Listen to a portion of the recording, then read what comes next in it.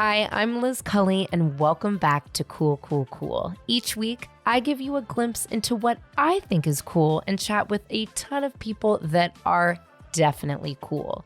No topic is off bounds unless I guess it's not cool. Welcome to Cool, Cool, Cool.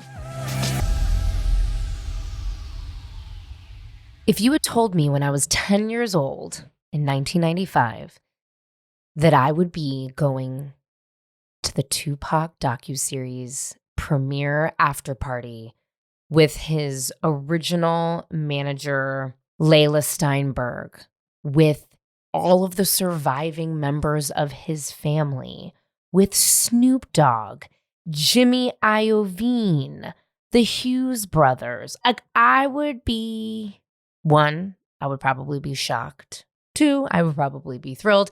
And last but not least, I would probably just not believe you. But that is what I did last night, and it was fucking amazing. I am a diehard Tupac fan. I was born and raised in Marin County, where Tupac spent his senior year of junior and senior year of high school going to Tam High. He lived in Marin City, which is just quite literally across the bay from me. And he's a California icon. He's a global icon. It's fucking Tupac. I got to go last night to Dear Mama premiere and party at the Academy Museum of Motion Pictures. The docuseries was directed by Alan Hughes, who's obviously one half of the Hughes brothers. The Hughes brothers, were a huge part of Tupac's life. They directed his first 3 music videos. I didn't know this, but actually Tupac was supposed to star in Menace to Society, but he had actually assaulted the Hughes brothers on set for one of his music videos, and they got into a lawsuit. They later, I think, sort of rectified the break in their relationship. But these guys go way, way, way back. Like the Hughes brothers, it's Alan and Albert Hughes. And they did movies like Menace to Society, as I mentioned, Dead Presidents, The Book of Eli, like major, major, major films. Very important for hip hop culture, just like fucking G's. And I met Alan Hughes last night, which is fucking crazy. And if you had told me that I would have met him, I would have been like, there's no way that like, I wouldn't have believed you. I think some people get obsessed with things. I've talked about Disney adults, and I don't understand why people are so obsessed with Disney. And I wouldn't say that I'm like crazy obsessed with Tupac. Maybe I'm borderline crazy obsessed with Tupac. But I think it's the combination of his voice, of his lyrics. Obviously, he was fine as hell. But also, I think kind of the palatable empathy that he displayed and the charisma, truly. So last night, it was incredible. Dear Mama is a 5-part documentary series that's really through the lens of Afeni, his mother, and Tupac. And I got to see the first episode, and it was incredible. I've seen pretty much every single Tupac documentary. I've watched that insane, strange, scripted film. I actually went to that film premiere with Too Short, which is fucking hysterical. And this had a lot of archival footage that some of it I had seen before, some of it I had never seen before. A lot of it was provided by members of veterans, I should say, of the Black Panther Party, which Afeni Shakur was a major figurehead in, which is really cool. And what I loved about Dear Mama is like, I really enjoyed learning more about Tupac's mother and who she was through the eyes of Glow, who was there last night, who is Afeni Shakur's sister, who is a fucking character. I was pretty naive, I guess, about the Black Panther Party. Obviously, I know who Malcolm X is, and I'm, pretty aware of his philosophies, and I've, read some of his works before.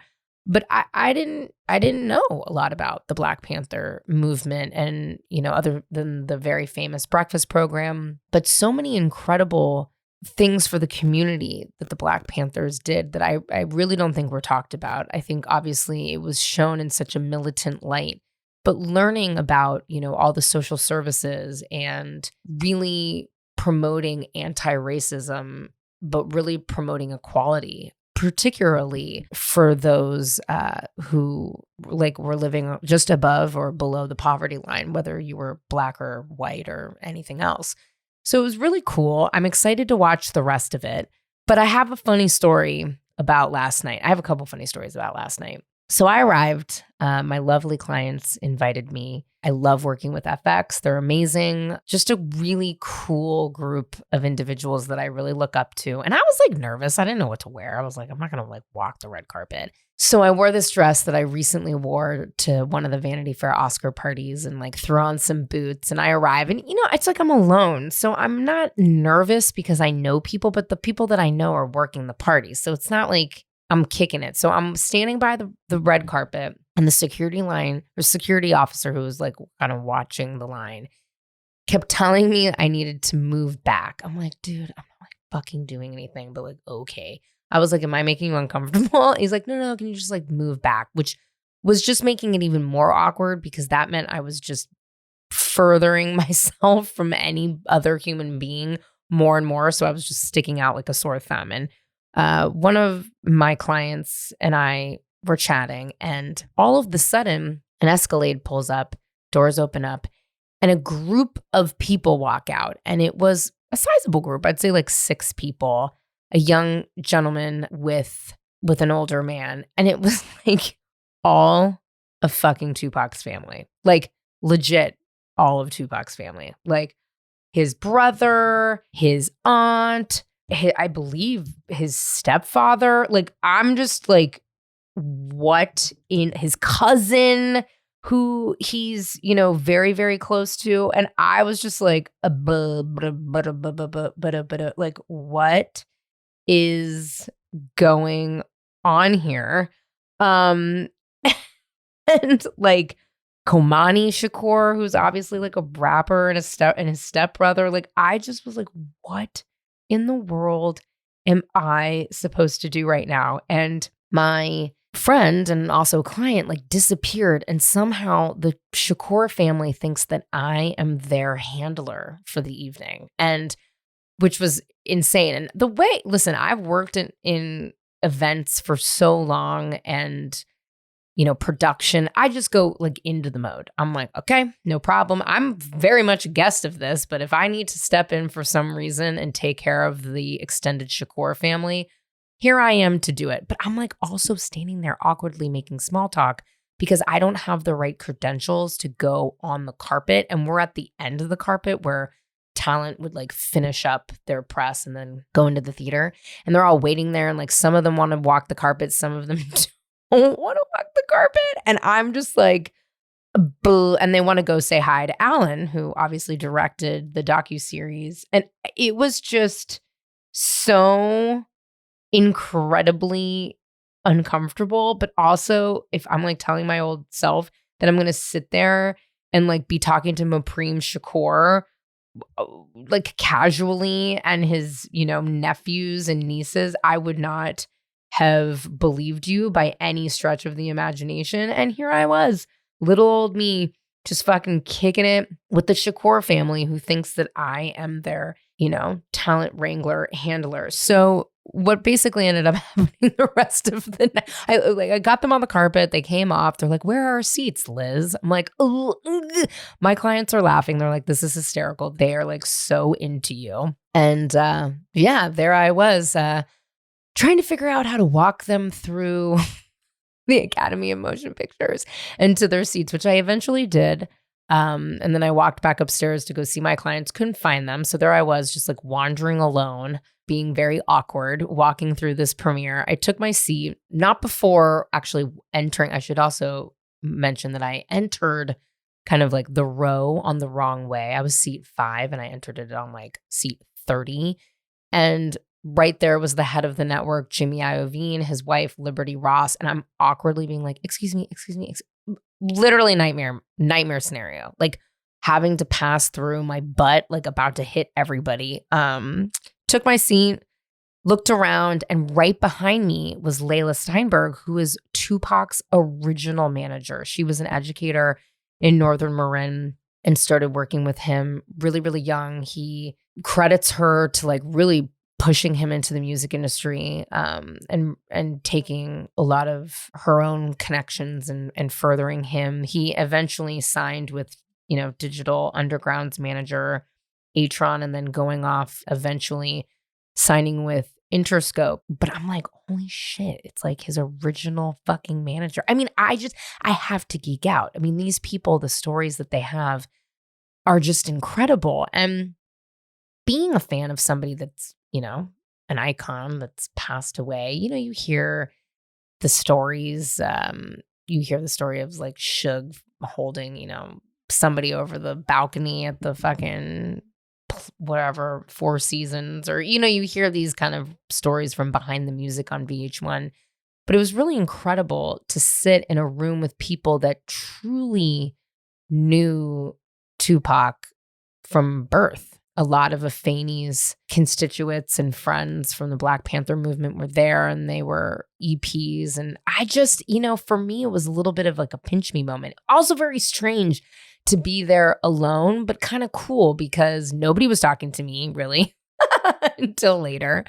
But it gave me an opportunity to really like soak it all in. I mean, Tupac's original and only publicist was sitting about 2 seats down from me, and I was listening to stories from her talking about when Tupac sued the Oakland police for beating the shit out of him for a jaywalking ticket, and how mad he was, and how she was handling his press at that time.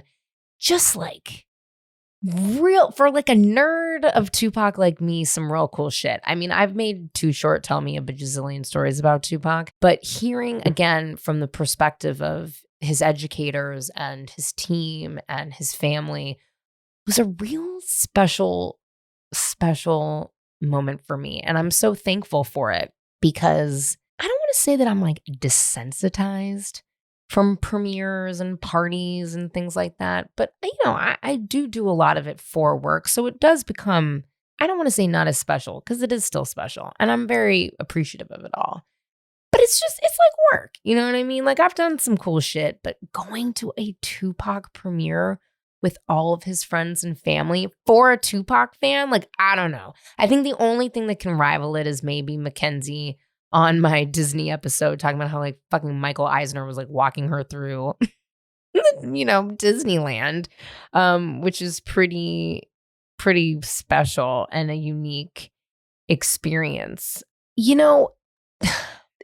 We're getting so far away, but not far away at all, from the 90s. And I'm really a kid, of the 90s. You see on TikTok, you see on Instagram, kind of folks my age and older laughing about the fact that Gen Z is, dressing in 90s gear in like early 2000s. And, I was totally somebody that was obsessed with the Delia catalog. My mom's like, no.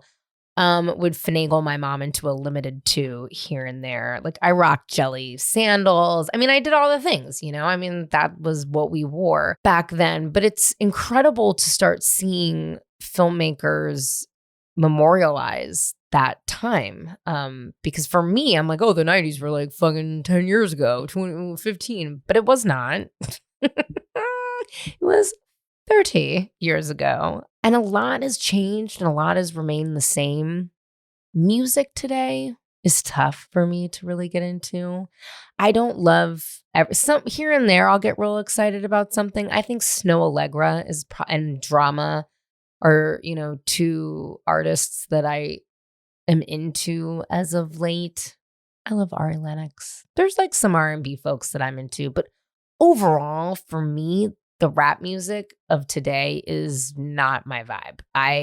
It's like mumble rap, sleepy leapy. It's not my thing. Like, I like real 90s, early 2000s, 80s rap music. And I don't think anyone, and everyone can kind of jokingly argue like East versus West, Biggie versus Tupac, which is fucking stupid. And like doesn't even make sense. It's like picking, I don't know, salt and pepper. Like, you need both. Like, I don't know, like, what are you just gonna pepper for the rest of your life? Like, you have to both salt and pepper together. Like, I mean, it's like Biggie and Tupac. Like, it's totally different. It's amazing, both of them. But I think for me, Tupac really embodied like, the sexual revolution of the 90s. He embodied the, political unrest amongst a lot of different communities. He also really showcased the multifaceted artist, right? Like, he was an actor, he was a dancer, he was a musician, like a writer, a poet. I mean, really enmeshed himself in the arts, which I think nowadays it's, pretty expected that somebody would, have a few different interests. It's not just one craft, but many. And a lot of times you're expected to be able to fucking sing and act at the same time. It's like Riley Coe, like, who knew that girl could sing? But Daisy Jones in the Six, girl can sing. Who knew? I loved her in the Girlfriend Experience, but I didn't know she could sing. But I think Tupac it's just the smile, it's his smarts, it's his wit, it's his empathy, it's all of those things that make him so special to me and an artist that I just love, because I really identify with how sensitive he is, but at the same time, how loyal and how much frustration and anger. I mean, we did not by any stretch of the fucking imagination have similar upbringings at all. And I am not implying that, but I think the bottled emotions are quite similar that we share. And again, maybe I'm like a psychopath and I'm really trying to make a mountain out of a molehill and be like, yeah, me and Tupac were the same. But I just, last night, it's also something about like West Coast vibes. Tupac grew up majority on the East Coast between New York and in Michigan, or Baltimore, excuse me, in New York and Baltimore, and, then came to the West Coast. And I think definitely, I'm sure if he was alive today, would kind of argue he was from both places. Maybe he would even say he's more from New York than he is from California. I don't know. You'd have to ask him, which might be pretty difficult. But last night was such a West Coast vibe. Like, I ran into Quincy Jones's son, QD3, shout out. I haven't seen him for a while. We had, members of Digital Underground, Money Love, Snoop Dogg was there rolling a blunt, like, with his family while we were watching the screening, which I was just like, wow, you're such a G. I'm trying to think who else was there last night. So many people. Jimmy Iovine, which I mentioned. Tony Pizarro was there. Stormzy was there. Ray Love, Edi Amin, like some Bay Area fucking legends up in there. And I was pretty jazzed. I didn't take any photos with anyone because I've gotten to a stage in my life where it's just too cringe. And I didn't want to be like that chick. There was a woman there last night. I don't know who she was with and how she got there, if I'm being perfectly honest with you. When the family arrived and I was speaking to them, she came up. She was an older woman. She had tights on, fishnet tights with open-toed shoes that were sparkly, a tight black dress, and then this like zebra sweater. And this lady had a full-on fucking tattoo of Tupac on her arm. And she had to have been, I don't want to ever assume anybody's age, but like maybe mid to late 50s, early 60s. I don't know. All I know is that I was like, damn, you have a fucking Tupac massive tattoo on your arm. And she came up and wanted to hug Tupac's grandfather, which I thought was a little weird because I'm like, why are you like touching this man? It was a little strange, but I was like, all right, like whatever. And she ended up at the end of the night, there were branded Tupac pillows, but like also had like the FX logo on them. And people were trying to take them and people were like, yeah, no, like these aren't for you guys to take. And this woman with the Tupac tattoo at the end of the night, because I was there to the bitter end, chatting with my client, Lauren, who I literally am obsessed with and honestly is such a fucking G and I really look up to. And we were just chatting and I like look over and I was like, Lauren, that woman is stealing 4 pillows. Literally could barely walk out of the club, walk out of the party with all these pillows, which was like strange and classic. But yeah, I refrained from taking photos. Did I want to take a photo with fucking Tupac's entire family? Correct. Even though they thought I was like their PR girl. Did I want to take a picture with Snoop? Sort of. I mean, like, why not? I'm trying to think who else I would have wanted to take a party with. Really? I think Snoop and the family were probably. I mean, Alan Hughes, Jimmy Iovine, I would have taken. Jimmy Iovine scares the shit out of me. So I don't know if I would have taken a picture with him. But yeah, I obviously like wanted to take pictures with people, but I didn't because that's like so, it's kind of cringe, you know? It wasn't the right vibe. Had it been the right vibe, I totally would have. But I don't know. I just felt like kind of weird. Matt Barnes was definitely there. And I walked up to Matt Barnes and I was like, yo, Matt Barnes, don't I know you from somewhere? And then but I didn't know that his name was Matt Barnes. I was like, oh yeah, like haven't we met before? And then I was quickly reminded that Matt Barnes is a professional basketball player who had played for like the Grizzlies and I think Miami. He was definitely on the Golden State Warriors because I'm obviously from the Bay and I feel like that's where I knew him from. Anyway, it was real wild and I was like, why? Oh my God, what am I doing? So once I like misidentified Matt Barnes and walked up to him as if I had known him my whole life and he quickly checked me like in a nice way. He was super nice, but he was just like, yeah, I definitely don't think we've ever met before. I decided that I would just kind of keep to myself as mentioned, and really just take it all in. Just, you know, taking the experience. There are the horrible moments, as I mentioned earlier, when I arrive at these events by myself, where it's just like I am wandering about, like trying to look like I'm looking for someone when I'm just miserably solo. And that happened a little bit last night.